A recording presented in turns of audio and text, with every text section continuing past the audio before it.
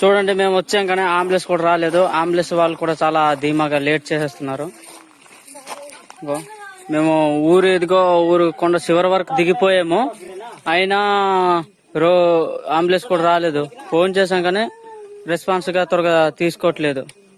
7 గంటలకు వస్తే మేము 9 గంటలకి అంబులెన్స్ వచ్చింది. చూడండి, అంతవరకు మేము ఇక్కడ మర్రిచెట్టుకి కూర్చొని అంబులెన్స్ కోసం ఎదురు చూసాం. 7 గంటలకు వస్తే 9 గంటలకు వచ్చింది. చూడండి ఫ్రెండ్స్, అంబులెన్స్ లేట్ అవడం వల్ల మధ్యదారిలోనే డెలివరీ అయిపోయారు. చూడండి, ఇప్పుడు అంబులెన్స్ వాళ్ళు వచ్చారు.